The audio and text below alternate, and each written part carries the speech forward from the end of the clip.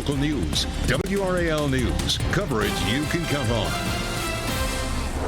The constitutional right to an abortion in the United States is now over. This means millions of Americans will now lose access to abortion care. Thanks for joining us. I'm Lena Tillett. And I'm Chris Lovingood. This morning, the Supreme Court overturned the landmark Roe v. Wade ruling. This was a momentous break from 50 years of rulings on one of our nation's most controversial issues. NBC's Bree Jackson has reaction from both sides of the aisle.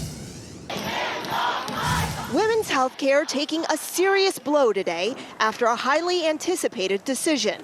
In a 6-3 split, justices on the high court sided with a Mississippi law that bans almost all abortions after 15 weeks of pregnancy. Justices also striking down Roe v. Wade in a 5-4 split, which protected a woman's right to get an abortion for half a century. I am outraged that now young girls and women and birthing people do not have, depending on what state you live in, do not have self-determination. Today's decision met with outrage and celebration. I believe the right to choose. If they want chocolate versus vanilla ice cream, that's fine. But once that choice violates the rights of another human being, they are in the wrong. Drawing hundreds of protesters to the Supreme Court, rallying for and against abortion rights.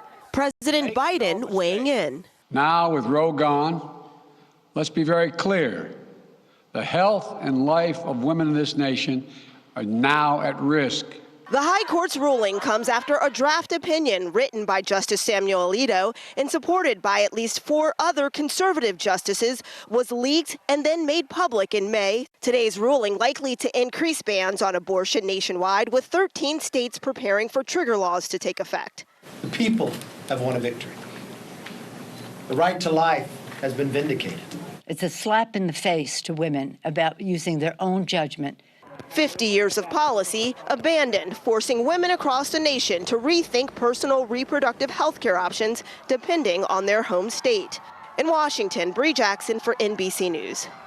Now, the end of Roe v. Wade likely means people who live in states with restrictive abortion laws, such as South Carolina, may seek abortion care in North Carolina. WRAL's Fayetteville reporter Gilbert Bays looks at South Carolina's law to see why we could see a surge.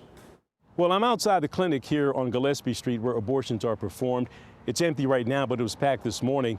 The management didn't call back, but the person behind the desk said they are bracing for more patients from South Carolina. There were no protesters outside the Hallmark Women's Clinic on Gillespie Street in Fayetteville this morning after the Supreme Court's decision on Roe v. Wade. Yadkin Road was also free of protesters outside the Planned Parenthood Fayetteville Health Center. Both are anticipating a surge of patients from South Carolina.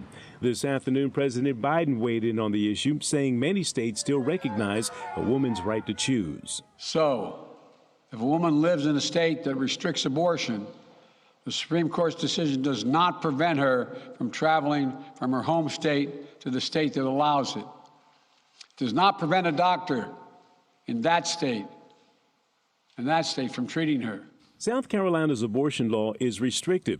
It says a patient must receive state-directed counseling that includes information designed to discourage the patient from having an abortion. The state's health insurance only covers abortion in cases of life endangerment or in the case of rape or incest. Abortions may be performed at 20 or more weeks only in the cases of life endangerment or severely compromised physical health. And the state requires abortion clinics to meet what many say are unnecessary and burdensome standards related to physical plant, equipment, and staffing. But it doesn't stop South Carolina residents to travel to other states for medical attention. As the Attorney General has made clear, women must remain free to travel safely to another state to seek care they need.